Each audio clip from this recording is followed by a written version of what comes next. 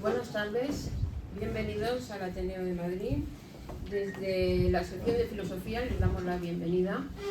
Hoy realmente tenemos mucha suerte, contamos con dos especialistas, aunque la lección la va a dar hoy la doctora Mercedes Gómez Blesa. Contamos con dos especialistas en el pensamiento de María Zambrano, que sin duda es un lujo. Mercedes nos va a hablar de la semblanza, nos va a hablar de su primera clase, la primera ponencia, pero está incluida dentro de un ciclo de 5 lecciones. La primera va a ser hoy España, delirio, sueño y tragedia. La segunda ponencia lleva por título La palabra poética como apertura del mundo. La tercera es el desgarro de la vieja Europa. La segunda tendrá lugar el 28 de octubre. La tercera, el desgarro de la vieja Europa, al mes siguiente, porque va a ser una lección cada mes, el 25 de noviembre. La cuarta, la piedad y el trato con lo divino, tendrá lugar el 16 de diciembre, por fechas de vacaciones.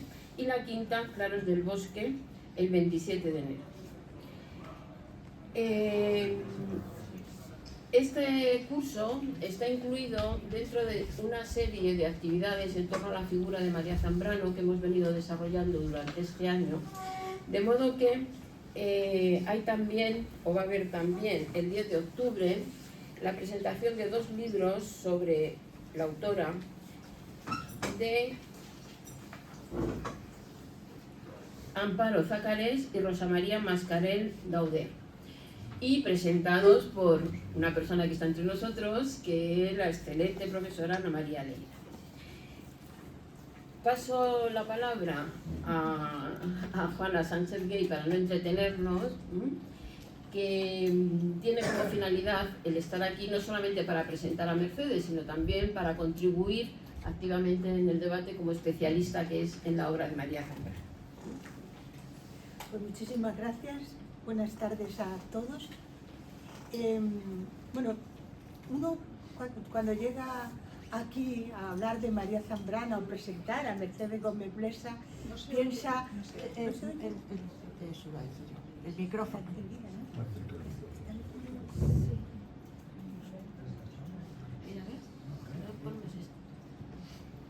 ¿Se oye ahora? No. Sí. Mejor. Se oye mejor. Y ahora sí, ¿no? Sí. Vale. Pues me acerco un poco más. Piensa qué vigencia, qué actualidad tiene María Zambrano. Pues como ven, muchísima. Incluso hablaba ahora con una profesora también, que hemos tenido un ciclo importante en el Teatro Pavón, hablando de filosofía en un teatro sobre María Zambrano, y los domingos por la mañana, y se llenaba. Y sin embargo su maestro Ortega no tuvo tanto éxito de público. Es decir, María Zambrano, hoy nos hablará una gran especialista que es Mercedes Gómez Blesa, pero probablemente ese vínculo tan estrecho de su vida y de su obra, que lo que viene a resultar que de lo que habla son de sus vivencias, de sus grandes preocupaciones, más que de temas, hace que efectivamente María Zambrano sea y siga siendo hasta ahora una filósofa de actualidad, con una vigencia total. Lo que ella habla, lo que narra, lo que incluso interpretan muchos de sus estudiosos, a todos, o no, a una gran mayoría, nos conmueve. Pero solo unas palabras para presentar a Mercedes Gómez Blesa. Yo creo recordarla en uno de los primeros congresos de María Zambrano en Vélez, Málaga. Creo que esta tarde viene también el profesor de la Autónoma, José Luis Mora. Cuando José Luis Mora y yo llegamos a Vélez, sabíamos perfectamente que nadie nos conocía. Y que María Zambrano, yo creo que era el 94, como mucho el 98, y que María Zambrano, aunque ya era reconocida, aunque ya le habían concedido el premio Cervantes, el premio Príncipe de Asturias, etcétera, pero académicamente no era leída, no era estudiada, estaba fuera de lo que era la academia. Y una de esas primeras estudiosas era una jovencísima, lógicamente, Mercedes Gómez Blesa. Yo recuerdo hasta la primera conversación, que no la voy a relatar aquí. Por lo tanto, Mercedes Gómez Blesa es una estudiosa de María Zambrano de primera hora. Y esto hay que reconocérselo, ¿no? No solamente que haya sido y sea una de sus primeras estudiosas, sino que algo que no hago con muchas presentaciones sí que lo voy a hacer con ella, porque me gustaría relatar alguna de sus obras, que me parece, todas ellas son obras de reconocida rigor poético, porque ella es también poeta, y científico. Ya en 1992, por lo tanto estamos hablando muy al comienzo de los 90, María Zambrano, como saben, muere en el 91, escribió El canto del laberinto. Con otra autora, con la que ha escrito varias obras, María Fernanda Santiago Bolaño, escribió en el 2008 La razón mediadora, filosofía y piedad en María Zambrano. Y esta obra fue premio Gran Vía de ensayo. Pero además, algo que los investigadores tenemos siempre que reconocer en Mercedes Gómez Blesa es que ha sido una editora de obras críticas de María Zambrano muy importante. Por ejemplo, Las palabras del regreso, de 1995. Ella edita pues todos aquellos artículos que desde que llega María Zambrano en el 84 va publicando en diversas revistas y que a veces no son fáciles de leer o de recoger. Bueno, pues Las palabras del regreso, con una buenísima introducción, lo edita en el 95 Mercedes. Luego edita Unamuno en el 2003. Yo recuerdo que Pedro Riba, otro profesor de la Autónoma, en el 2000-2001, me dijo, presenta algo en la revista nuestra, Cuadernos Gris. Y yo presenté algunos artículos de María Zambrano sobre Unamuno, nada que ver con lo que en el 2003 publica Mercedes Gómez Blesa, porque eso sí que es una edición crítica, recoge todos los artículos de María Zambrano sobre Unamuno y hace de nuevo una magnífica interpretación. Introducción. Tiene también Pensamiento y poesía en la vida española, como edición crítica del 2004, en el 2011 Claros del bosque. También recuerdo con mucho gusto cuando de verdad leer a María Zambrano era difícil, había que ir a Vélez Málaga, lo cual es un gusto, pero uno no tiene siempre tiempo y ocasión. Una revista de Huelva del 2002 con los artículos que María Zambrano había publicado en la revista Semana. La revista se titula Condados de niebla. 2007, Las intelectuales republicanas, la conquista de la ciudadanía. Hay que decir que es una especialista en María Zambrano, pero también en la Edad de Plata de la cultura española, también, por tanto, en la Segunda República. Ha escrito sobre otras muchas mujeres, y de esto da fe este libro del 2007, también el del 2009, Modernas y vanguardistas, Mujer y democracia en la Segunda República, que trata de mujeres de la generación del 98, de la del 14 y la del 27. En el 2007 también publica su primer poemario, Los nuevos bárbaros, y queda finalista del premio de crítica. Y luego con María Fernanda Santiago Bolaño en el 2016 escribe Debes conocerla, creadoras europeas del siglo XX. En el 2018, La mujer moderna y sus derechos, de Carmen de Burgos. En ese diccionario que comentábamos antes, que con otra profesora de la Autónoma, Marta Noguerole, hemos editado, creo que Mercedes ahí habla también de Carmen de Burgos. Y también en el 2019, Modernas y vanguardistas, las mujeres faro de la Edad de Plata. Por lo tanto, de verdad, ella es patrona también de la Fundación María Zambrano, por lo tanto, vive la actualización constante, la edición y la difusión de su obra. Creo que estamos sobre una especialista de última hora que no ha perdido nunca la frescura de su pensamiento y de su escritura. Muchas gracias, Mercedes.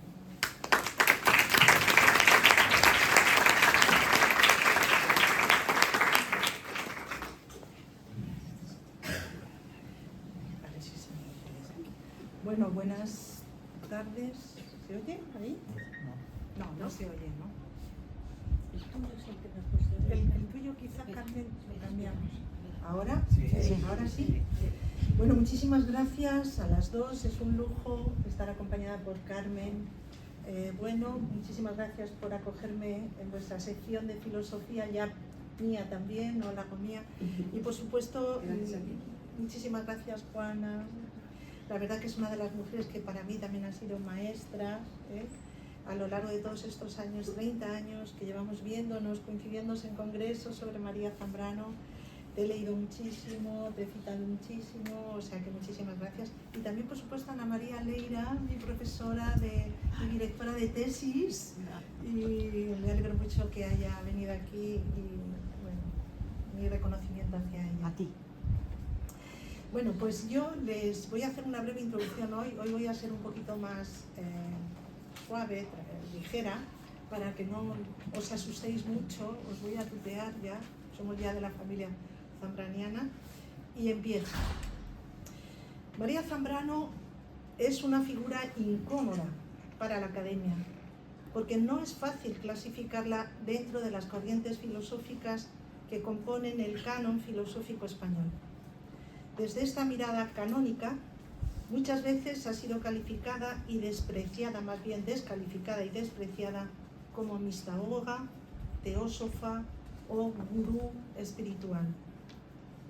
Sin embargo, estas descalificaciones o descalificativos dejan de funcionar como mecanismo de desprecio cuando comprendemos el espacio desde el que Zambrano se lanza al pensamiento, que no es otro que el de un espacio descentrado, marginal, que pone en cuestión las formas tradicionales de enunciar la verdad y de producir el conocimiento.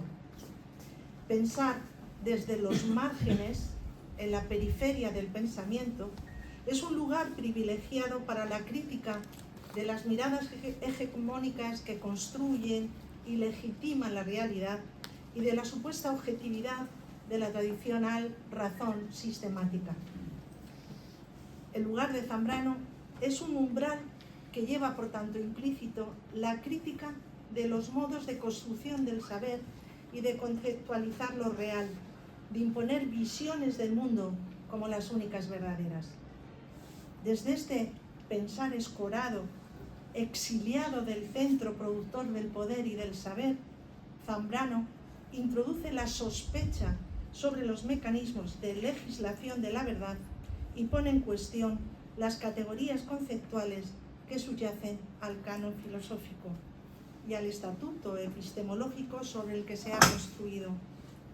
Interpretado su pensamiento desde esta nueva perspectiva periférica y marginal, no solo cobra todo su valor como una mirada oblicua y diferente que busca desmontar los dispositivos del saber en terminología de Foucault, sino también, por supuestísimo, gana en la actualidad al entroncar con el discurso de la teoría crítica contemporánea que plantea procesos de emancipación no solo del individuo, sino de la sociedad en su conjunto.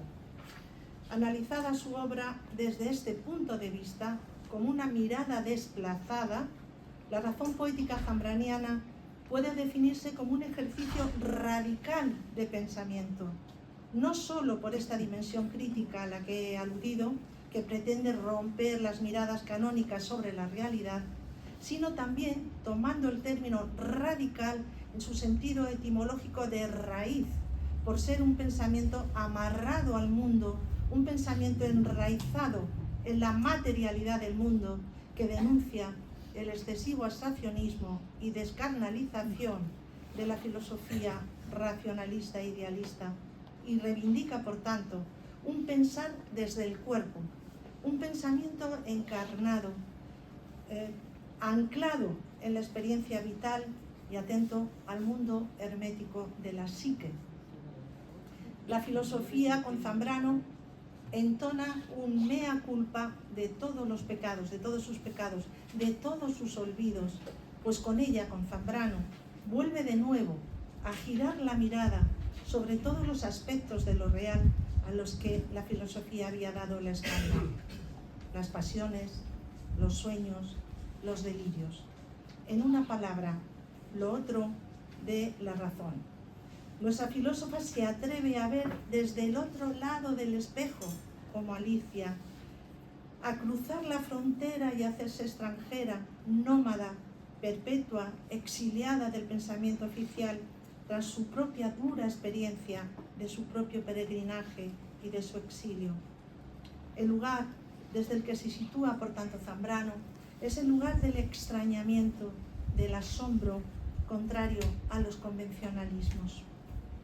De ahí que también plantee otras formas de escritura, un nuevo lenguaje que tiene en la metáfora y en el símbolo como vehículos de conocimiento, y reivindique para la filosofía otros géneros literarios como son más íntimos, mucho más íntimos, que den cuenta de nuestras heridas y de nuestra vulnerabilidad, como son las confesiones, las guías, el libro de memorias, los diarios, las obras dramáticas, los monólogos novelados y la poesía. Todos esos géneros va a trabajar también Zambrano. Desde la humildad que otorga la conciencia de la fragilidad del ser humano, de la persona, Zambrano se aleja, por tanto, de una razón ensoberbecida y profesa una razón mediadora con el otro, sabedora de su sufrimiento y de su caos interno. Una razón, por tanto, que asiste, que calma y que cura. No solo trata del cuidado de sí mismo, de la búsqueda de la propia verdad, el souci de soi que hablaba Foucault, sino, y esto es lo más importante, del cuidado del otro, pues como dice Foucault, uno no puede ocuparse de sí mismo, no puede cuidar de sí mismo sin tener relación con el otro. Por ello, su filosofía no descuidó jamás su dimensión política a través de sus reiteradas propuestas de regeneración democrática, tanto después de la dictadura de Primo de Rivera como de los totalitarismos que tiñeron de negro a Europa. Por todo ello, bien merece la pena que prestemos atención a esta voz personalísima y diferente de una de las primeras filósofas que se atrevió a adentrarse en un terreno mayoritariamente masculino y que ha servido de faro a las filósofas que hemos venido detrás.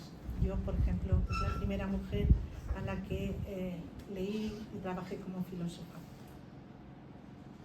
Durante este ciclo intentaré adentrarme en el espeso bosque de su filosofía para ir haciendo claros en él, para ir desbrozando las ideas fuerza de su pensamiento, y espero que al final de este viaje, que les invito a que me acompañen, este objetivo sea una meta cumplida.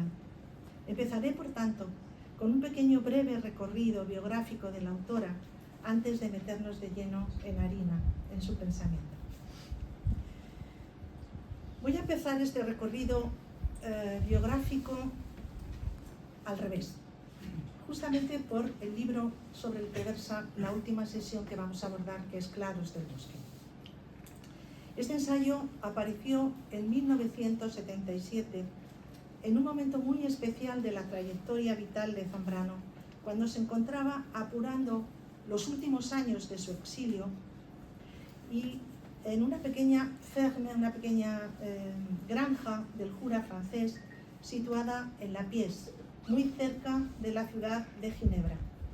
En esta humilde casa de campo, la choza, la llamaba ella irónicamente, enclavada en medio del bosque y envuelta en la luz del Jura, vivía nuestra autora en condiciones económicas muy precarias y con un delicado estado de salud, acompañada por su primo Mariano Tomero Alarcón, su fiel servidor y uno de esos seres bienaventurados que solo en la entrega se cumplen. A pesar de su apartamiento, contaba con un grupo de familiares y amigos españoles afincados en Ginebra que la visitaban con frecuencia. Su otro primo, Rafael Tomero Alarcón, hermano de Mariano, Aquilino Duque, Rafael Martínez Nadal, López Molina y su esposa, Joaquín Verdú, y sobre todo el poeta José Ángel Valente, con quien la autora sostuvo un intenso y enriquecedor diálogo intelectual, espiritual y creativo que abonarían sus respectivas obras. Ambos compartieron una intensa reflexión sobre el carácter teologal de la palabra poética como una palabra mediadora entre el hombre y lo sagrado, reflexión que nacía del común interés por el especial modus loquendi de los místicos cristianos, San Juan de la Cruz, Santa Teresa y Miguel de Molinos, y de la teología negativa en la que estos se inspiraron, iniciada con el gnosticismo y el neoplatonismo de Plotino y continuada por la filosofía patrística, especialmente por Clemente de Alejandría, San Agustín y Dioniso el Areopagita, al igual que por la cábala o por el sufismo. Compartieron también por estos años, como queda bien reflejado en su correspondencia, amistades, los escritores cubanos Lezama Lima, Calvert Casey, el poeta salmantino José Miguel Ullán, el filósofo valenciano Agustín Andreu, los pintores Juan Soriano, Baruch Salinas o Luis Fernández. De hecho, fue José Ángel Valente quien se encargó de ordenar y dar unidad a los textos fragmentarios que componen Claros del Bosque, textos que la autora fue escribiendo a golpe de inspiración, o si se prefiere... No se oye, por favor, póngase el micrófono. Yo creo que vamos a cambiar, ¿eh? Sí, sí. Un poco mal. Va muy bien hasta ahora. ¿Ahora? ¿Sí? ¿No se oye? Igual. Ahora se oye incluso mejor. Ahora demasiado, sí. Sí. De hecho, fue José Ángel Valente quien se encargó de ordenar y dar unidad a los textos fragmentarios que componen Claros del Bosque, texto que la autora fue escribiendo a golpe de inspiración, o si se prefiere de delirios, desde comienzos de la década de los 70, coincidiendo con el agravamiento del estado de salud de su hermana Araceli y su posterior deceso, con ella, como ella misma declara en una carta a Agustín Andreu. De ahí que el libro esté dedicado a la memoria de su hermana, desaparecida el 20 de febrero de 1972.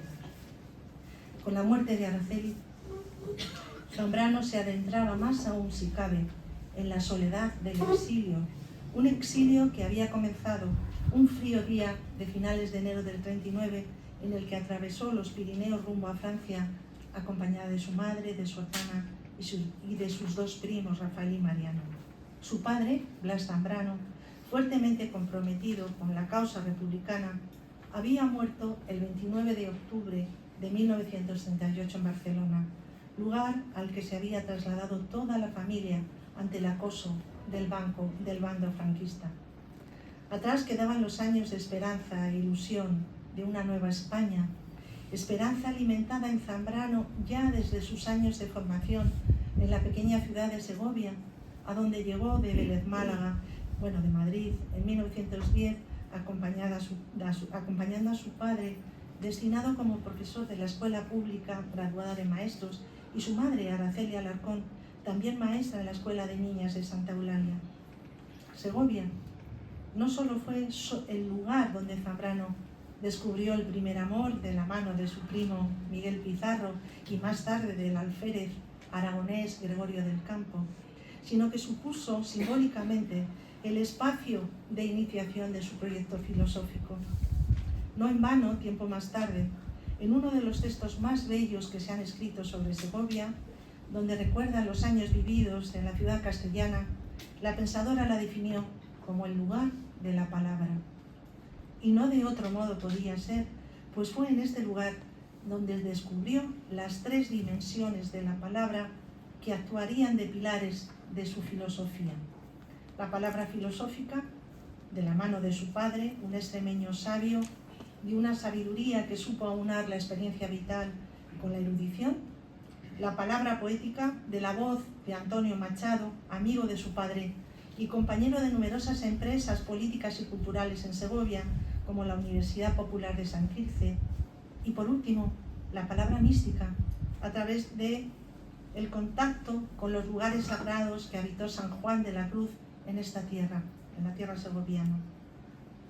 Filosofía, poesía y mística, pues aunados en un único pensamiento que nació en Segovia, en un lugar, nos dice la autora, donde se da el modo de visión que rescata a las cosas y a los seres de la confusión, de la ambigüedad, de las variaciones impresas del roer del tiempo.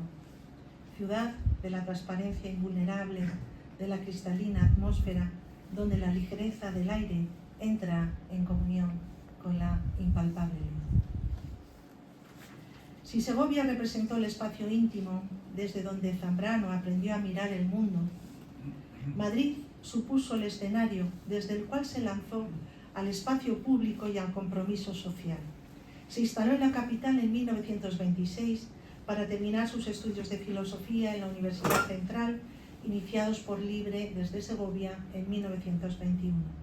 Allí conoció a quienes serían sus maestros: Ortega, Zubiri, Julián Besteiro y García Morente, por nombrar solamente algunos, sin dejar de lado, por supuesto, a Unamuno, a quien escuchaba en las conferencias que el pensador vasco daba en sus estancias periódicas en la residencia de estudiantes de Madrid.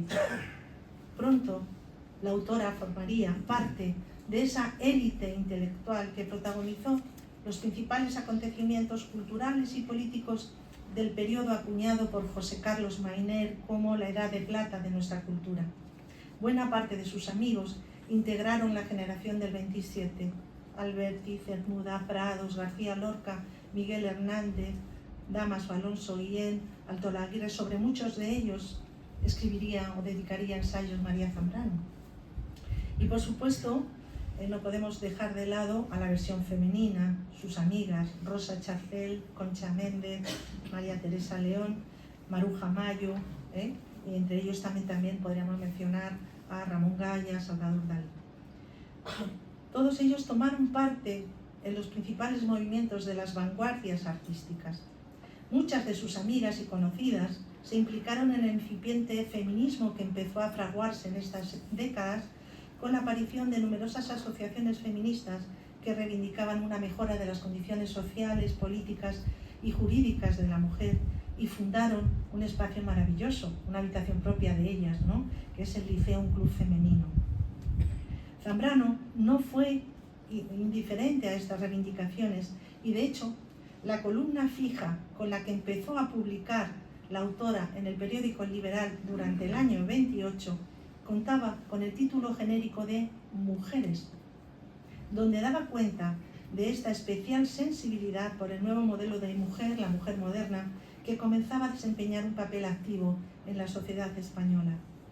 Esta sensibilidad determinó su colaboración como profesora en el Instituto Escuela, ¿no?, que dirigía María de Maeztu, y en la Residencia de Señoritas, institución consagrada a la elevación de la formación y educación de las españolas.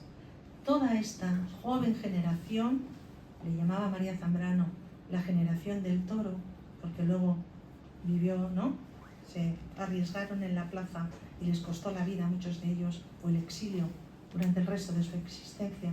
Esta generación del toro, movida por unas ansias de renovación de la sociedad española, inició una lucha contra la dictadura de Primo de Rivera que se concretó en varias actuaciones sociales, como fueron la creación en 1927 de la FUE, la Federación Universitaria Escolar, o la constitución de la Liga de Educación Social en octubre de 1928, compuesta por destacados miembros de la FUE y algunos intelectuales de lo que ella llamaba maduros, pertenecientes a las dos generaciones anteriores a la suya, como fueron Valle Inclán, Manuel Azaña, Luis Jiménez de Asúa, Indalecio Prieto y Gregorio Marañón.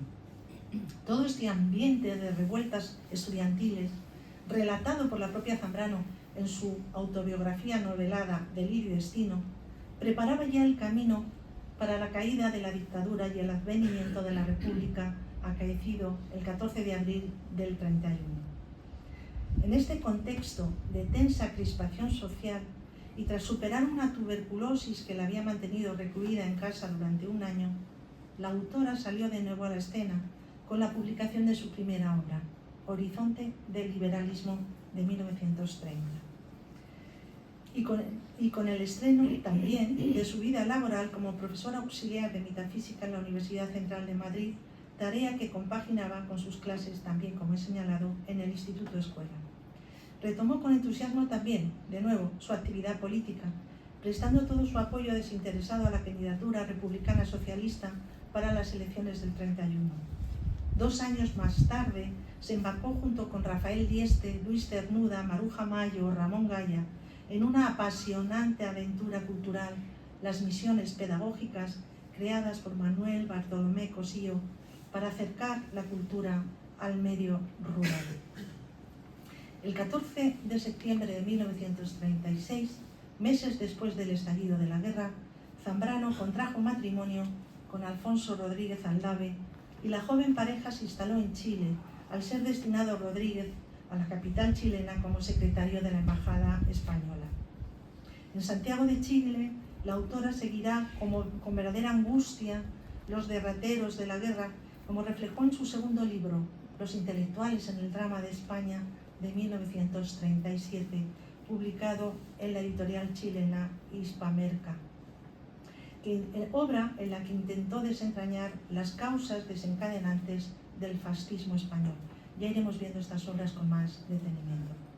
Ante el temor de una posible derrota del bando republicano, el matrimonio decidió volver a España. Al llegar, Alfonso Rodríguez se alistó en el ejército republicano y Zambrano se instaló con su familia en Valencia. Volvemos pues a nuestro punto de partida, donde iniciamos el periplo vital de Zambrano. En la capital levantina trabajó a favor del bando republicano como consejera de propaganda y nacional de la infancia evacuada y tomó parte en todas las principales actividades intelectuales que se organizaron al favor de la República, como fue el Segundo Congreso Internacional de Escritores Antifascistas, y colaboró en la edición de la revista Hora de España. Ante la avanzada de las tropas fascistas, tuvo que trasladarse a Barcelona en 1938, donde murió su padre, como ya os he comentado, y de allí, al considerar ya perdida la guerra, dio el salto a Francia, donde se reunió con su marido, poniendo juntos rumbo a México, país en el que Zambrano, gracias a la mediación de León Felipe, había sido contratada como profesora residente en la Casa de España, hoy llamada Colegio de México, para impartir clases allí, en la Universidad Michoacana San Nicolás de Morelia. En Francia quedaron su madre y su hermana Araceli junto a sus primos. Ese mismo año aparecieron en México 2 obras cruciales en la bibliografía zambraniana: Pensamiento y poesía en la vida española, una lúcida indagación sobre el realismo como modo específico de pensamiento de la tradición cultural española, ya les contaré en qué consiste este realismo, y Filosofía y poesía, ensayo en el cual vemos ya perfilados algunos de los rasgos de la razón poética. Ciertas desavenencias con el modo de trabajo de la Casa de España llevaron al autor a tomar la decisión de instalarse a finales del 39 en Cuba, donde impartió clases en diversas instituciones educativas. En la isla, a la que ella llamaba su patria prenatal, disfrutó de la amistad del poeta Lezama Lima y la de aquellos escritores que colaboraron en la revista Orígenes que él dirigía, entre quienes estaban Cincio Vitier, Fina García Marruz, Eliseo Diego y Ángel Gaztelu. Además, volvió a despertar el amor con el reencuentro del doctor Gustavo Pitaluga, intelectual del círculo orteguiano que ya había conocido en Madrid y que había elegido Cuba como destino de su exilio. Su residencia en La Habana se alternó con frecuentes visitas a San Juan de Puerto Rico, donde impartía clases en la Universidad de Río Piedras. Durante todos estos años cubanos, la preocupación por el problema de España cedió paso en Zambrano a la preocupación por la delicada situación de Europa, acosada por el fascismo y el nazismo. Desde el desgarro de un continente asolado por la guerra, la pensadora fue elaborando los diferentes ensayos que componen La agonía de Europa, una obra del 45, publicados entre 1940 y 44 en Buenos Aires. En ellos, la autora investigó las causas de la profunda crisis de Europa, crisis que también analizó en su obra inédita hasta 2003, que tuve la oportunidad de rescatarlo, era un ensayo sobre Miguel de Unamuno completamente inédito, lo publiqué en 2003 y se llama Unamuno y su obra. Junto a esta reflexión sobre Europa, Zambrano inició una interesante meditación sobre los diversos géneros del pensamiento, siguiendo esa necesidad de encontrar una nueva forma de razón capaz de dar cuenta del hermético mundo de la psique. Textos como La confesión como género literario y método del 43, La guía, forma de pensamiento del 43, Poema y Sistema del 44, todos incluidos en Hacia un saber sobre el alma, una obra del 50, responden a esta indagación en otras vías de expresión filosófica distintas de la forma sistemática. No debemos olvidar tampoco la aparición en 1944 del pensamiento vivo de Séneca, donde empieza a dar su forma a lo que se llamará la razón mediadora. El agravamiento del estado de salud de su madre fuerza la salida de Zambrano de Cuba a finales de agosto de 1946. Después de conseguir el visado para Francia y tras una breve escala en Nueva York, la autora aterrizó en París el 6 de septiembre del 46, 2 días después de haber fallecido su madre. Encontró a su hermana Araceli con un fuerte shock psicológico debido no solo a la muerte de la madre, sino también a la persecución que sufrió de la Gestapo durante los años anteriores para que desvelara el paradero de su pareja, Manuel Muñoz, uno de los hombres más buscados por Franco, al haber desempeñado el cargo de director general de seguridad de la Segunda República. Desgraciadamente, este fue encarcelado en la prisión de la Santé de París, extraditado más tarde a España y fusilado por el régimen franquista en 1942. En espera del restablecimiento de salud de su hermana, Zambrano decidió permanecer en París durante una larga temporada interrumpida con varios viajes a La Habana en 1948, año en que se separó ya, aunque no legalmente, de su marido Rodríguez Andrade. En 1949, Zambrano junto a Araceli, ya inseparables de por vida como Antígona e Ismene, abandonó París para regresar a México, en cuya capital le fue ofrecida la cátedra de metafísica que había ocupado García Vaca, pero al no conseguir este puesto universitario, las dos hermanas se instalaron de nuevo en La Habana hasta 1953. Durante este periodo subsiste de sus conferencias y de sus colaboraciones periodísticas. Sale a la luz Hacia un saber sobre el alma, obra recopilatoria de artículos ya publicados en los que Zambrano va dándonos cuenta de la necesidad de una nueva razón que sepa tratar con el rico mundo del sentir. Sus dificultades económicas la animaron a presentarse a un premio literario de narrativa convocado por el Instituto Europeo de la Cultura, cuyo jurado estaba presidido por Salvador de Madariaga. Presentó lo que luego más tarde sería Delirio y Destino, una biografía novelada que no obtuvo el premio y que permaneció inédita hasta el año 1989. Roma fue el siguiente destino de las dos hermanas.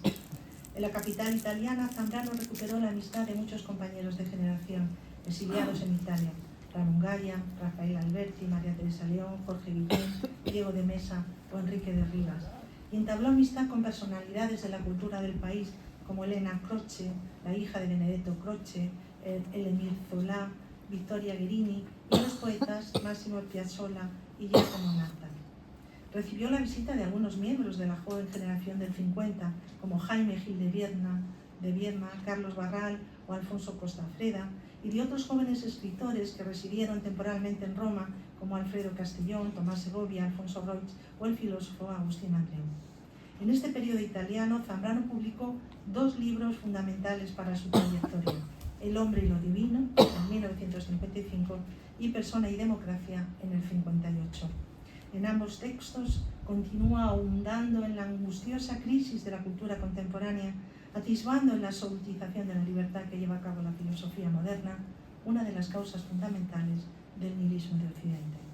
Esta crítica a la modernidad y sobre todo a esa razón violenta e impositivo que esta modernidad diseña, la encontramos abordada desde puntos de vista distintos, aunque complementarios, en estos 2 libros. Un tercer título hay que sumar a estos 2, La España de Galdós del 60, texto en el que la pensadora malagueña va tejiendo y desplegando lo que denominaba como razón mediadora o piadosa, claro antecedente de la razón poética. La residencia en Roma se prolongó hasta 1964, fecha en la que, según testimonia Rogelio Blanco, las 2 hermanas fueron denunciadas por un vecino debido a las molestias ocasionadas por los numerosos gatos que acogían en su apartamento. Unos dicen que si eran 12, otros que 30, otros que 20, otros no se ponen de acuerdo con el número. Eran láteras, ¿no? Lo que se dice. Mujeres que daban de comer por las noches a los gatos, se iba en medio de Roma a darle de comer. Recibieron una orden de expulsión inmediata que pudieron retrasar gracias a la mediación de Elena Croce hasta septiembre, mes en el que se instalaron en La Pies. Allí comenzó uno de los periodos más fértiles y creativos de Zambrano. En el 65 apareció El sueño creador, recopilación de ensayos publicados, en diferentes revistas en los primeros años 60. Como testimonia también empezó también una meditación intensa sobre la forma sueño, meditación que fue continuada hasta el final de sus días, como testimonia su libro póstumo Los sueños y el tiempo, aparecido en el 92. De este mismo año es también España, sueño y verdad, obra que guarda, a pesar de la distancia temporal, una clara sintonía con pensamiento y poesía en la vida española, pues en ella vuelve a indagar en las obras y autores más significativos de la tradición cultural hispana. No tardó mucho tampoco en dar a conocer unos de sus pocos textos literarios, la obra dramática La tumba de Antígona del 67, interesante recreación del personaje de Sófocles, en el que la protagonista es elevada arquetipo de la figura del exiliado y en la que veremos encarnadas muchas de las ideas trabajadas en su célebre Carta sobre el exilio del 61 y que tendrá continuidad en una de sus últimas obras, Los bienaventurados, de 1990. Son años también en los que lentamente María Zambrano va restableciendo tímidamente lazos con la península, al empezar a publicar en revistas españolas como Ínsula, Papeles de Sonar Madams, La Caña Gris o Índice. Su nombre empieza a despertar interés entre los filósofos españoles más jóvenes. Algunos de ellos, como Fernando Savater o Joaquín Aguilar, se trasladaron a La Pies a conocerla personalmente. Por otro lado, su obra también va siendo objeto de varios estudios críticos. El primero de ellos fue el de Muñoz Alonso, al que le siguieron un artículo que redactó Ferrater Mora en su diccionario de filosofía, el ensayo de José Luis Avillán, titulado María Zambrano, la razón poética en marcha, y surgen reseñas de sus últimas obras publicadas, especialmente de España, sueño y verdad, y del sueño creador, como la de José Luis López Aranguren, titulado Los sueños de María Zambrano. No voy a extenderme en las primeras obras. Aparecen también en 1971 en la editorial Aguilar en España las Obras Reunidas, una edición que supuso para muchos lectores españoles el primer contacto con el pensamiento zambraniano. Dense en cuenta que España estaba prohibida en España, Zambrano estaba prohibida en España, no se podía leer aquí y por tanto el desconocimiento que se tenía de su obra en la península era total. Aún faltaba una década para que llegara el verdadero reconocimiento en España de María Zambrano, que no se produjo hasta la concesión en 1981 del Premio Príncipe de Asturias y en 1985 del Premio Cervantes, máximo galardón de las letras hispánicas, que tuvo para nuestra autora el valor añadido de ser la primera mujer en recibirlo. Para esas fechas ya llevaba Zambrano viviendo unos meses en Madrid, tras regresar a España el 20 de noviembre de 1984, después de un largo exilio casi de 45 años. Estos últimos años de vida fueron años de homenajes, en los que se creó su fundación en Vélez, Málaga, en 1987, para el estudio y la difusión de su obra, y se reeditó buena parte de sus ensayos, además de dar a conocer títulos inéditos, como De la Aurora en el 86, Delirio y Destino en el 89, Algunos lugares de la pintura en el 89 también, igual que Notas de un método y por último Los bienaventurados. Tras su muerte acaecida el 6 de febrero del 91, se publicó como obra póstuma e inédita Los sueños y el tiempo. Pero situémonos de nuevo en la década de los 70, que traerá para Zambrano la triste noticia de, como ya os he dicho, de la muerte de su hermana Araceli. Con esta muerte, la autora desataba el último lazo que la unía al horizonte familiar y se convertía en su última superviviente.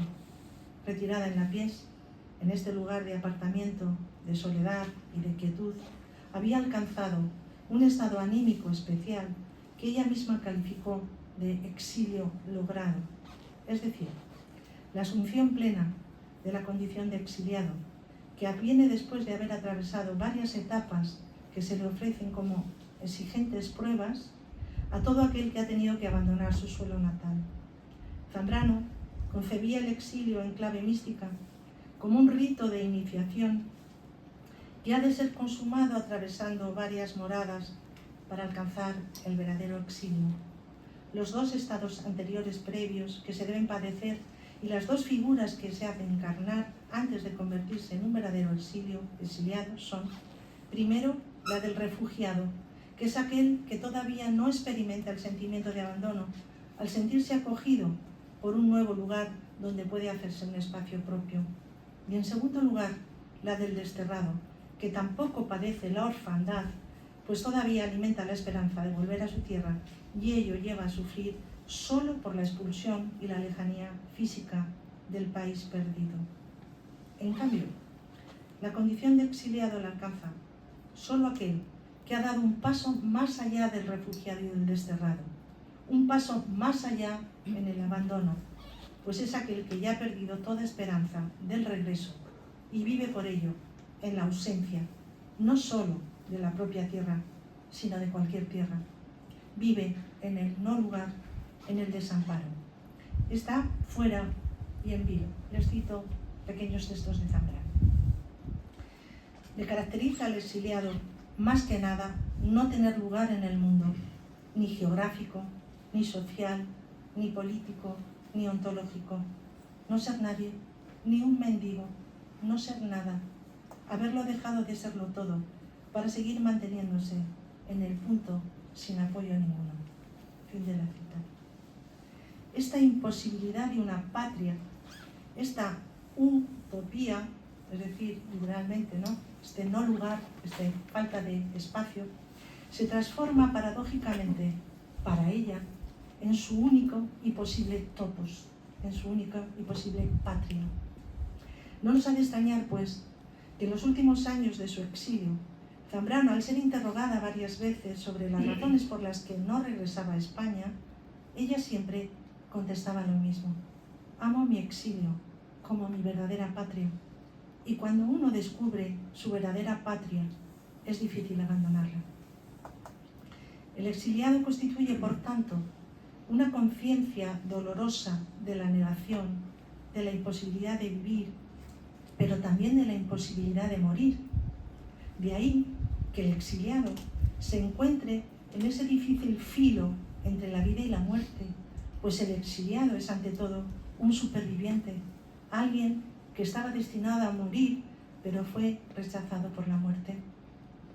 Le dejaron con vida, pero, les cito literalmente, tan solo y hundido en sí mismo y al par a la intemperie, como uno que está naciendo y muriendo al mismo tiempo mientras sigue la vida que le dejaron sin que él tuviera culpa de ello, toda la vida y el mundo, pero sin lugar en él, habiendo de vivir sin poder acabar de estar. Fin de la cita. En esta pequeña grieta entre la vida y la muerte, en este utopos, en este lugar sin lugar, en este vacío, es donde no es posible el enraizamiento de la vida, es donde se instala el exiliado. Esta toponimia del exilio nos remite siempre a la imposibilidad de la historia, tanto personal como colectiva. Sin lugar no hay historia. Por ello el exiliado es aquel que pierde su identidad personal y se asemeja a la figura del desconocido, caracterizado por la ausencia de su yo. El exiliado es tan solo lo que no puede dejarse de ser después de todas las renuncias para seguir manteniéndose en el punto sin apoyo ninguno. Va poco a poco desposeyéndose, despersonalizándose, va quedándose desnudo ante los elementos, reducido a su ser esencial, despojado de todo y lejos del horizonte familiar que actúa siempre de mediador. El exiliado se acerca a la nada, al no ser, al estado primero de inocencia después del nacimiento, y su incesante tarea no es otra que la de verse obligado a renacer, oficiando el rito de la recreación de la vita nova. Por ello, su espacio es siempre el ilimitado desierto, un desierto que ha de interiorizar para poner en guardia los sentidos frente a sus posibles espejismos y para preparar el alma a los largos periodos de sequía y ayuno espiritual. Su otra geografía es la isla, que él mismo construye en su entorno allá donde va, aun sin darse cuenta, sin poder salvar la distancia que le separa de los otros. Es alguien marcado, estigmatizado. Ya hemos dicho que el exiliado es desgajado también del acontecer colectivo, es expulsado de la historia, vive en sus márgenes, embebido en su pasado que está estancado, en un pasado fijo y solidificado, en un fragmento absoluto, como ella dice, de la historia, que no acaba nunca de pasar, porque el exiliado está obligado allá por donde va a rendir cuentas de lo sucedido en España. Va enumerando una y otra vez, como un largo rosario, como las cuentas de un rosario, los hechos que ha vivido para ver si puede extraerles algún sentido. En los países en los que va Zambrano siempre le preguntan por qué sigue exiliada, por qué no vuelve, ¿no? ¿Qué ha pasado en España para no poder vivir allí? Entonces tienen que ir repitiendo una y otra vez, continuamente allá por donde van, ¿no? Dando cuenta de por qué están ahí, por qué siguen ahí, tanto tiempo, tantos años. Por ello, muchas veces se sienten, dice Zambrano, como un resto, como un desecho de una historia truncada. Está ahí, embobado en su pasado, arrobado en su historia, sin saber muy bien ya las razones de su permanencia en ese filo entre la vida y la muerte. De ahí que el exiliado, según Zambrano, se asemeje a la figura de esos idiotas pintados por Velázquez, el bobo de Coria o el niño de Vallecas, ¿recuerdan esos cuadros? Pobres pasmados, que han olvidado el motivo de su presencia, pero que sin embargo atesoran, como si fueran figuras sagradas, como bienaventurados, una verdad humilde, la verdad del simple, del bobo, del tonto. Al igual que esos idiotas que deambulan como extraños o extranjeros todo el día, sin intención alguna, sin nada que les altere o les perturbe, el exiliado vive así en el pasado, sin presente ni horizonte, como un ciego errante, como un Edipo sin lugar y sin realidad. Ha dejado de ser personaje de la historia para devenir, como dice ella, en criatura de la verdad. Pues el exiliado permanece en su rincón, según Zambrano, para ser visto. Su misión es ser objeto de la mirada. Él es, ante todo, objeto de visión, pues su sola imagen da cuenta de una historia que no pudo ser, de una historia apócrifa, de una historia olvidada que se quiere sepultar, la vida de la Segunda República. Por ello su presencia resulta molesta, es un estorbo, alguien que incomoda por lo que revela. La verdadera misión del exiliado no es otra, por tanto, que la de constituirse en una conciencia lúcida después de haber descendido a las catacumbas, a los infiernos de la historia, después de haberse liberado del dolor y de toda pasión. Ya lejos definitivamente de su tierra, en ese sosiego que aparece después del llanto, en la quietud que se adviene, cuando se sabe ya todo perdido y que no hay posibilidad de un retorno a la patria ya. Cuando no hay motivo para seguir alimentando la esperanza, ni por tanto tampoco la desesperanza, y es cuando entonces se descubre por revelación la verdadera patria, se desentraña su esencia. El exilio, digo, utilizo palabras literales de Zambrano, es el lugar privilegiado para que la patria se descubra. Esta especial revelación del exiliado es fruto de un específico estado de lucidez que aparece no por un denodado esfuerzo intelectual, sino por una consumación total de una experiencia límite de sufrimiento en la vida. Dicha conciencia, pues, se identifica con lo que nuestra autora llama un saber de experiencia, es decir, un saber que solo se alcanza a través del padecimiento de una experiencia dolorosa. Por tanto, es un saber trágico que nos remite inevitablemente a ese saber padeciendo del que hablaba Sófocles, a la revelación o anagnórisis que alcanza siempre el protagonista o la protagonista de una tragedia griega como recompensa de su dolor. El dolor me permite descubrir mi verdadero ser. Se trata, por tanto, de una razón o conciencia que la propia vida va destilando a través del alambique de la angustia y que está más emparentada con el delirio, con esa revelación de las entrañas, que con la claridad cartesiana. El exiliado, al igual que el místico, revela sin saber, nos dice Zambrano, cayendo en una especie de rapto en el que la intuición, más que el discurso lógico, fundamenta la palabra que deja aludir, nunca nombrar directamente al ser. Por ello, el no lugar del exilio se convierte en el espacio de la revelación de la verdad. Por ello, este espacio fue el que surgió, en este espacio fue en el que surgió Claros del Bosque, fruto de esa sabiduría que adviene después de haber descendido a los infiernos de la historia, cuando se ha aprendido a vérselas con la nada, cuando ya se ha aprendido a habitar el vacío, como hace el místico. En este estado de nadificación y desasimiento, de renuncia, es cuando se alcanza esta sabiduría del claro del bosque. No creo que pueda comprenderse la trascendencia y la profundidad de este libro y de toda la obra de Zambrano sin reflexionar sobre el significado que tuvo para nuestra autora la experiencia del exilio. Esta experiencia supuso un punto de inflexión no solo en su vida, sino sobre todo en su pensamiento. Para ella el exilio representó una experiencia compleja cuya significación no se agota en una mera dimensión autobiográfica o histórica como acontecimiento determinado por unas concretas circunstancias políticas y sociales, sino que esta dimensión histórica está trascendida, en primer lugar, por una dimensión metafísica, en la que el exiliado aparece como arquetipo de la propia condición humana, y en segundo lugar, como acabamos de ver, en una dimensión mística, en la que el no lugar del exilio deviene el espacio de la revelación del ser. Además, y esto es lo más importante, la razón poética que vemos en marcha en Claros del Bosque tiene como principal tarea hacer que el hombre que es un ser exiliado por sí, supere su exilio metafísico y retorne de nuevo a la unidad primera de la que se desgajó al comenzar su existencia en solitario.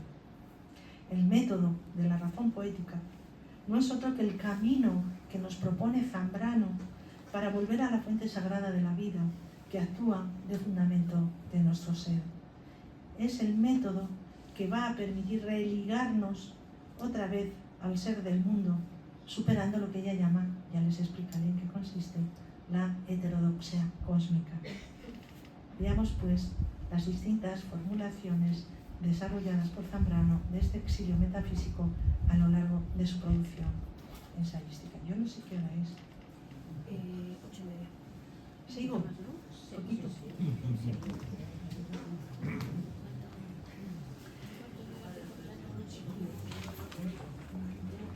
Sí. Yo tenía pensado tratar hoy los intelectuales en el drama de España y el primer libro, ¿no? Que es toda su primera etapa. Bueno, cuando se canse me hace una señal y yo haré. Seguimos el próximo día.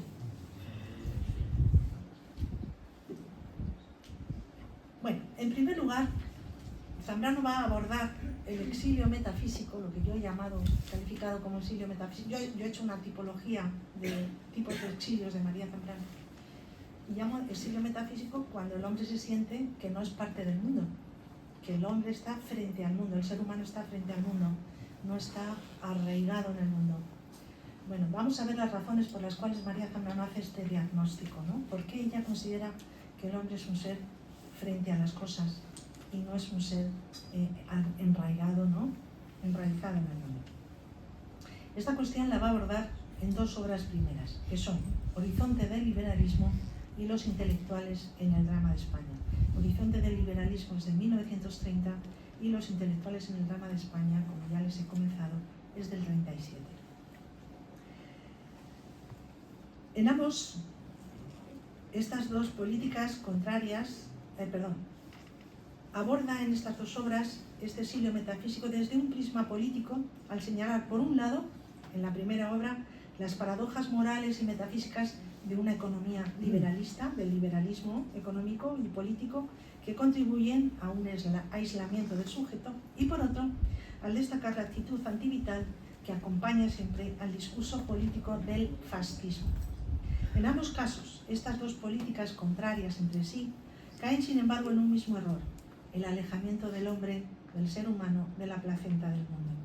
En la primera de las obras citadas, Zambrano vio la necesidad de plantearse la vigencia histórica de la política liberal, acuciada por la particular situación política española, inmersa en una dictadura apoyada por la monarquía borbónica y con una Europa que se estaba dejando atrapar por el canto de sirena del totalitarismo. Su balance del liberalismo no es nada complaciente, pues tiene la suficiente lucidez de advertir las grandes paradojas en las que incurre esta ideología.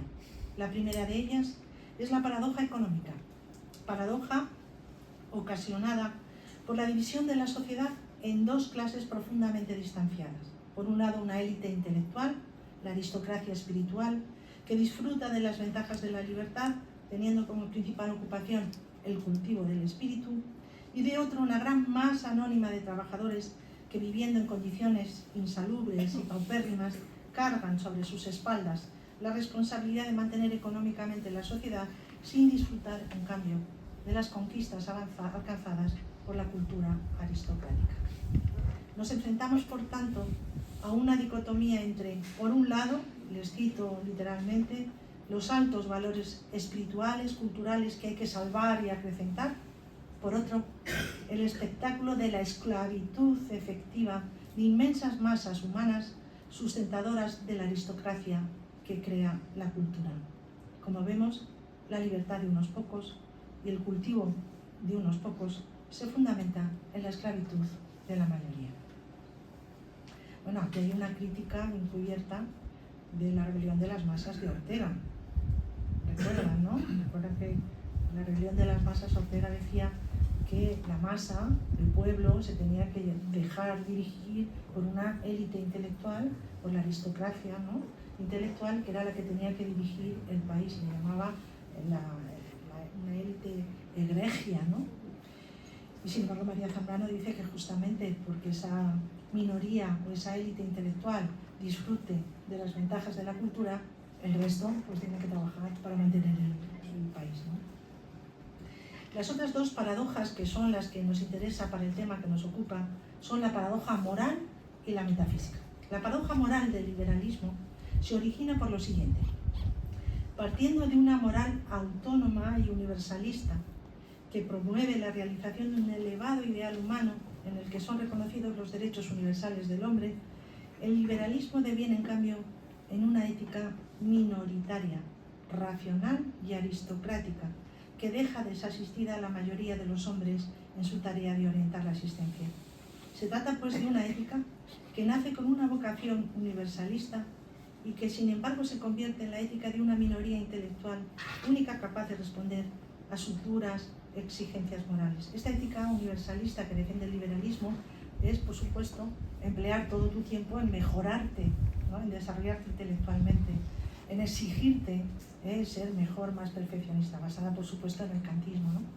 Pero claro, ¿qué personas que disponen del tiempo y del horario y de los recursos económicos para dedicarse toda su vida al cultivo de sí?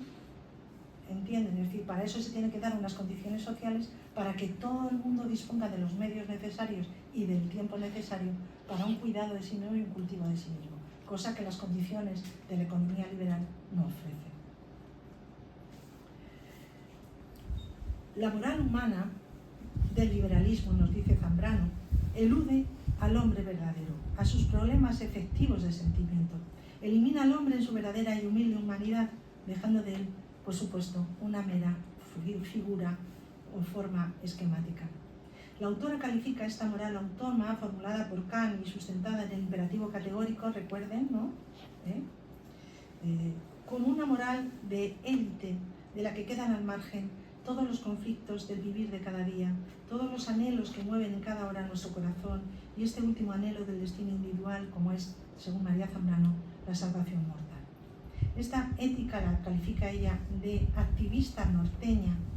No solo no ayuda a calmar y a equilibrar nuestras pasiones, sino que exige su sacrificio para que la conducta humana se deje conducir únicamente por preceptos racionales. Ser racional, no dejarte guiar por los sentimientos, actuar siempre de una manera comedida, ¿no? Anulando la caótica vida del sentir.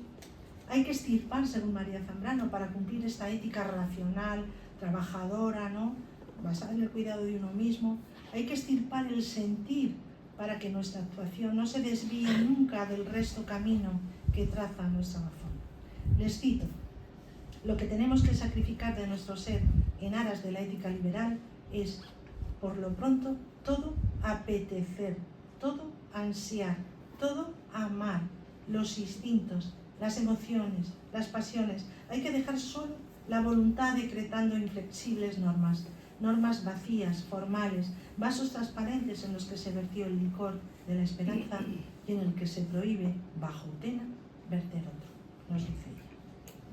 El resultado que se sigue, por tanto, de esta moral ascética del liberalismo no es otro que la asfixia del alma, la negación del espacio interior humano que imposibilita el desarrollo pleno de la persona y constituye el principal motivo de la soledad del individuo, de su heterodoxia cósmica, al haber roto todo vínculo con la naturaleza como consecuencia de negar en el hombre su instinto, su dimensión natural.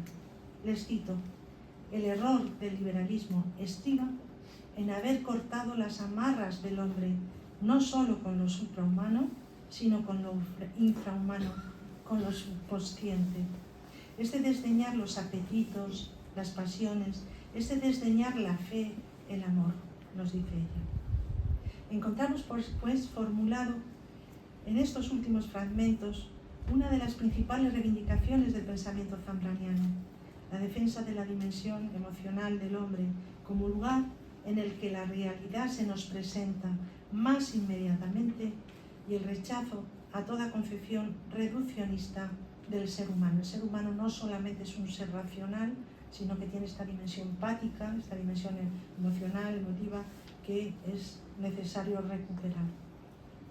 Zambrano defiende desde el comienzo mismo de su andadura filosófica una imagen íntegra y total del hombre, en la que se logre armonizar sus diferentes dimensiones, como queda de manifiesto en la siguiente declaración. Les cito: el sacrificar algo nuestro es cosa que hoy nos repugna. Partimos en nuestra moral viva, aún no vertida ni falseada en fórmulas. Partimos como de algo natural y primario, de que todos los aspectos de nuestra intimidad son legítimos y necesarios, y su mutilación nos parece un crimen. Por tanto, no podemos hablar del ser humano meramente, como ha pretendido toda la tradición filosófica, como un ser racional, sino también como un ser empático, de pados, de sentimiento, de pasión, ¿no? Emoción. En la exposición que acabamos de hacer de las dos paradojas inherentes al liberalismo, queda de manifiesto que esta doctrina política fomenta, tanto desde el plano económico como desde el plano moral, una división social entre una élite intelectual que, guiada por una ética del deber, centra sus esfuerzos en la consecución de nuevas metas y nuevos logros para el avance de la humanidad, por supuesto, y frente a ella una gran masa anónima de trabajadores que constituye la mayoría social, sobre la que recaen las terribles consecuencias de un sistema económico injusto y a la que además la élite intelectual deja desamparada en su drama vital al ofrecerle como única vía de salvación una moral excesivamente fría y racionalista que no conecta en nada con sus verdaderos problemas existenciales. En resumidas cuentas, el liberalismo genera una sociedad aristocrática en la que únicamente salen beneficiados una minoría a costa de la degradación y el perjuicio de la mayoría, traicionando con este modo los valores democráticos. El balance de esta frustrante situación, nos hace Zambrano, queda recogida en esta declaración. La libertad seguía siendo, no en teoría, pero sí en la auténtica realidad, don de aristocracias. Y sin embargo, ya se llegaba a la disgregación. Los elegidos siguieron su olímpica carrera, abandonando a la masa que todavía ignoraba su existencia. Y esta es la situación en la que hoy nos encontramos, que es el fondo del inmenso, gravísimo problema social que tenemos planteado, y el origen también de tanto cansancio y desorientación como se observa en los individuos cultivados. En estos, entumecimiento, cansancio, soledad estéril. En la masa, sed, violencia de palpitaciones que piden cauce. Fin de la cita. En conclusión, disgregación social. Esta situación insostenible que depara la política liberal encuentra su causa, según ella, en la radicalización de los fundamentos teóricos que la sustentan. La doctrina liberal, al igual que toda ideología política, nace de una previa concepción ontológica y antropológica, una concepción del ser y una concepción del ser humano, que la antecede como su fundamento. Esto es parte de una representación teórica del ser humano y del mundo. En el caso concreto del liberalismo, este emana de dos fuentes distintas. Por un lado surge del racionalismo y por otro lado del individualismo. Les cito, es todo un cruce de corrientes ideales. Recoge por un lado la herencia de todo el nominalismo escotista medieval y las protestas antidogmáticas del Renacimiento, su sed de razón y ciencia, para en definitiva destacar esta sola cosa, la prioridad del individuo.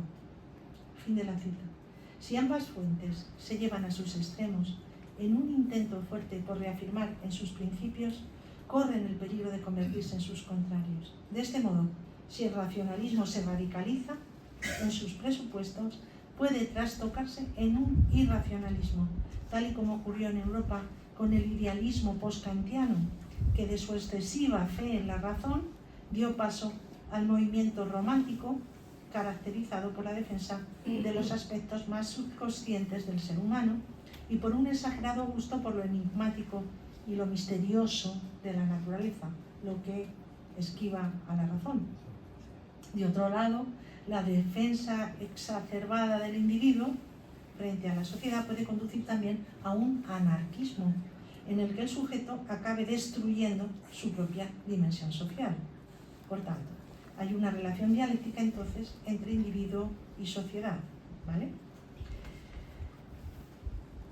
El individuo, por tanto, para conquistar denodadamente su propio espacio, según Zambrano, termina destruyéndose a sí mismo al no reconocer ninguna instancia supraindividual que garantice sus derechos individuales. Si acabas en un anarquismo, no reconoces el Estado. Por tanto, acaba destruyéndose también la propia sociedad. Como vemos, las dos paradojas inherentes se sitúan, por tanto, en una paradoja previa a ambas, que es lo que yo llamo una paradoja metafísica. ¿En qué consiste? Dicha paradoja apunta hacia el problema metafísico agazapado en la epistemología racionalista y dice así: la conquista del espacio propiamente humano, como fruto del ejercicio denodado de la libertad y de la voluntad humana, implica la escisión del hombre del orden natural y sobrenatural, convirtiéndose en un heterodoxo cósmico acosado por su propia soledad. O dicho de otro modo, la afirmación del hombre llevada a su extremo conduce justamente a su contrario, esto es, a la negación del individuo al destruir su arraigo ontológico. Nos dice Zambrano, la significación profunda del liberalismo fue sin duda la liberación del hombre. Representó la máxima confianza, la fe más intensa en lo humano y al mismo tiempo la exclusión más absoluta de todas las fuerzas no humanas. En consecuencia, soledad del hombre frente al mundo inmenso. No sé si les aclaro un poquito esta idea o ya les aclaro un poquito esta idea. Si tú buscas, si hay una afirmación absolutamente del hombre y de su creencia en la razón y en la posibilidad de la ciencia, de la razón científica técnica para conquistar el universo, al final el hombre acaba haciendo del universo un espacio propio, ¿no? Un lugar de conquista del propio sujeto, y se va alejando cada vez de la naturaleza, pierde su parte más instintiva, su parte más natural, se reduce, se convierte únicamente en un ser racional, un ser mediatizado por la razón científico-técnica que busca explotar económicamente la naturaleza, y por tanto esto deviene en un aislamiento del ser humano del resto de los demás seres, pierde el contacto con la naturaleza y nos convertimos solamente en una especie aislada del resto y por tanto en seres solos, aislados, ¿no? Que perdemos la comunicación, dejamos de saber leer la naturaleza por intentar explotarla de una manera científico-técnica. Por tanto, este individualismo, la búsqueda del desarrollo científico-técnico conduce también pues eso, a un alejamiento de los demás seres y a un aislamiento y a una soledad humana. El hombre ya está frente al mundo y no en el mundo. Entonces María Zambrano, toda su razón poética es el camino para volver de nuevo a enraizarse en ese mundo, volver a la tierra, volver al mundo, no volver al universo, volver a estar enraizado en lo material, en la carne del mundo. Por eso les comentaba las primeras palabras, ¿no? Que el balance que hacía general de María Zambrano como un pensamiento que busca de nuevo encarnarse en el mundo, en la realidad, frente al excesivo abstraccionismo del pensamiento europeo occidental, del racionalismo y sobre todo del último idealismo. No sé si esto les ha aclarado un poquito más. De ahí su heterodoxo cósmico significa pues el que está alejado del mundo, el que es un exiliado del mundo. Lo que les quería llamar la atención es una cosa. Esta obra se publica en 1930 y habla del hombre como un exiliado del mundo, como un heterodoxo cósmico, como alguien que está afuera, como que no tiene un lugar en el mundo, ¿no? Y luego su experiencia vital, más tarde, en el 39, será la del exilio histórico. O sea, ella anticipó en su primera obra lo que iba a ser el desarrollo de su vida. Y esto es una cosa curiosísima. Habla del ser humano como un exiliado del mundo y luego ella va a vivir en su propia carne la experiencia del exilio radical durante 45 años. Esto es una cosa que quería llamarle. Cómo su obra se anticipa a su vida incluso. ¿De acuerdo? Bueno, no sé si queréis... seguimos.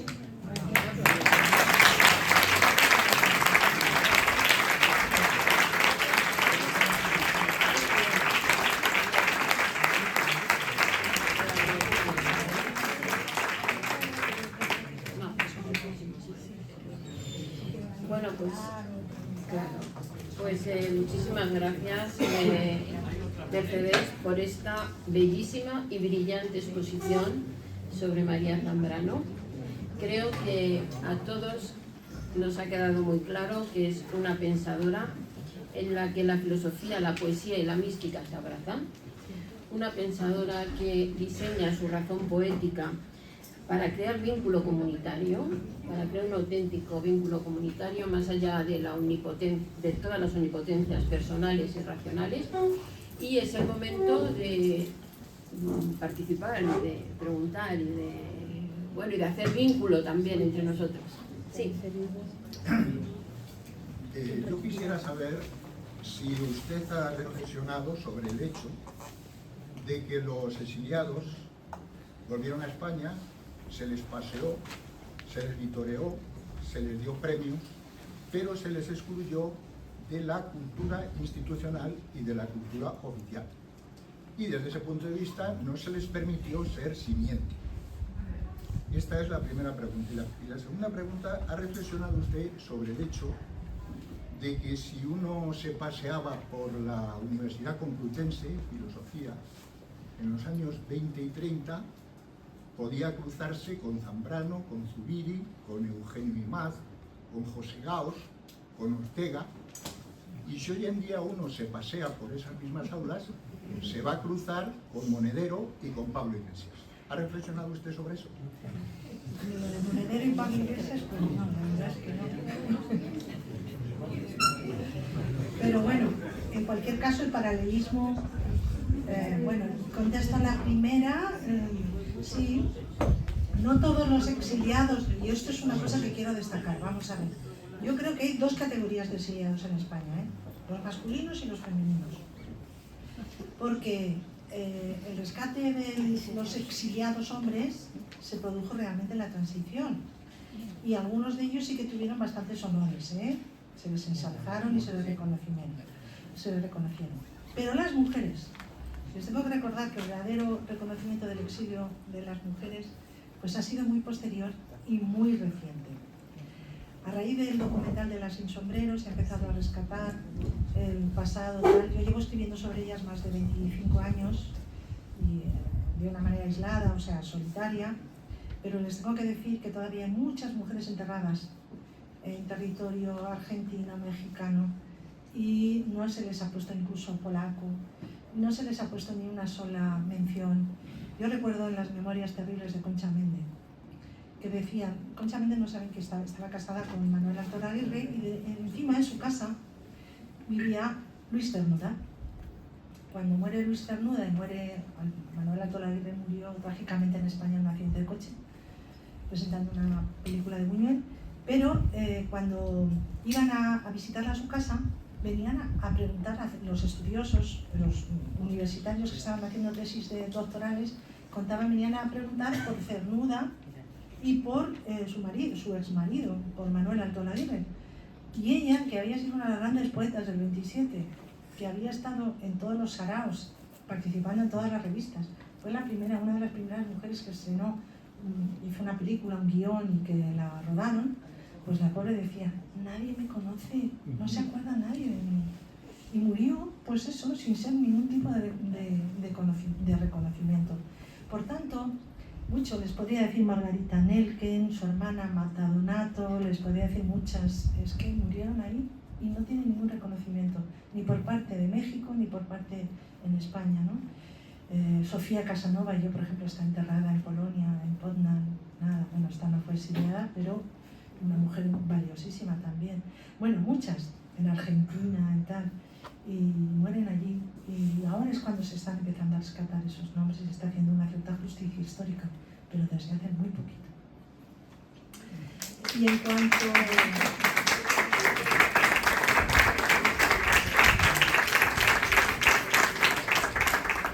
a lo de Pablo Iglesias y Monedero, pues hay un cierto paralelismo, y es que quizá movían socialmente, ¿no? Tenían una cierta influencia en la transformación social. Sacando las diferencias ideológicas, por supuesto, yo no me quiero meter en procesos ideológicos, pero sí que a lo mejor a veces la universidad puede ser también fuente de transformación social, como pasó también cuando ellos eran jóvenes. Pero a mí, la gente joven que yo, todavía mis alumnos que estudian filosofía, en cambio a veces se quejan de lo contrario, de que a veces como que la universidad está demasiado muerta muchas veces, y que se necesitaría que volviera de nuevo a ser un foco donde salieran nuevos proyectos sociales, ¿no? Quizá, eso sería interesantísimo. Enhorabuena, a mi Ateneo de hace tantos años. Yo saqué aquí el preu que casi me lo roban. Bueno, casi me lo roban. Este ciclo dedicado nada menos que a la filósofa peregrina María Zambrano, esta malagueña. Bueno, decirlo todo. Felicidades de doña Mercedes por esa biografía sucinta de su vida y luego esa gran clase de filosofía. Sucede lo siguiente, estas dos niñas, María y Araceli, estuvieron en Madrid, nietas de un maestro nacional de educación, ¿qué tipo de educación? Es una palabrota, instrucción pública. A mí me lo dijo mi jefe Magarín. Educar es manipular, es adoctrinar. Instrucción pública, un ministerio que se fundó en 1900, gracias a uno que tiene su retrato ahí, que es Claudio Moyano. Bueno, no habla.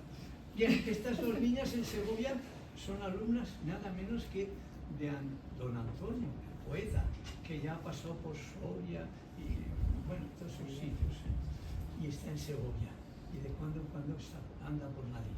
Bien, gracias por esto que promete y sobre todo por esa mesa presidida por tres mujeres valientes.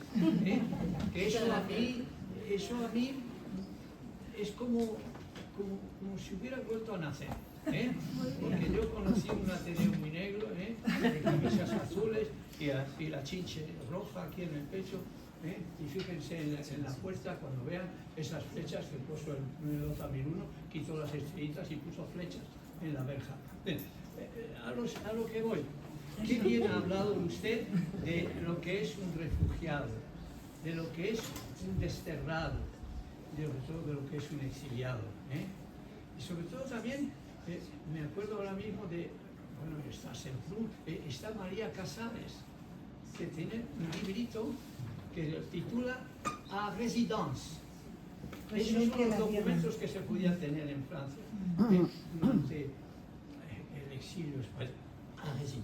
Y algunas veces ponía rouge dangereux. Bueno, entonces, ¿qué decir? María Sembrano hubiera sido una catedrático fenomenal en esta España de Meapilas, Ortega. Estaba malito, nacía en el Retiro, había mucha humedad y sus papás lo mandaron a los jesuitas de Málaga. Mira qué casualidad, ¿eh? Ahí hay una cosa, Málaga, María Sembrano. Y de allí los jesuitas, porque no fue a la escuela nunca. Aquí la escuela se cerró hace 90 años, fue a un colegio de jesuitas y de los jesuitas de Málaga fue a Alemania. Bueno, vamos a dejar a Ortega un lado. Bien, han nombrado a mucha gente. Bien, yo diría solamente una frase que a María Sembrano a mí me la encumbra como la mejor catedrático que hubiera habido de filosofía existencialista, digna de un Nobel como Albert Camus. La frase de María es: cualquier criatura, cualquier persona no es absolutamente desdichada, no está desamparada, no está, si puede contarse, fíjese qué frase más filosófica, si puede contarse a sí misma, no estará sola, se ha muerto su hermana, los gatitos, todo aquello, si puede contarse a sí mismo, esa criatura sí puede contarse a sí mismo su propia historia. Muchas gracias. Ha hecho una intervención magnífica. Gracias. Y gracias por la alabanza a la mesa. Mónica del exilio, Sí. una pasionaria que vivió en el Parque Berlín, ya no nonagenaria, había muerto hacía 2 años. Todo eso, gracias por esas mujeres. Gracias.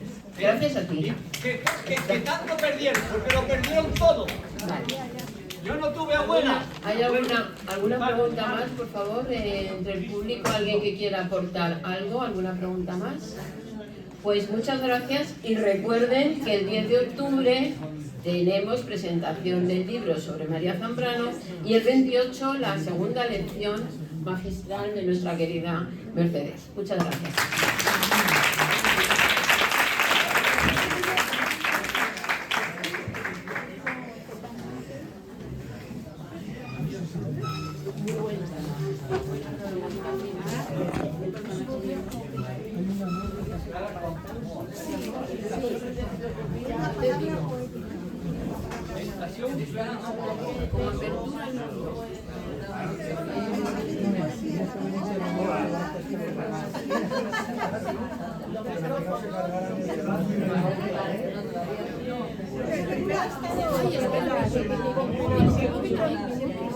Hay que sentarse pronto.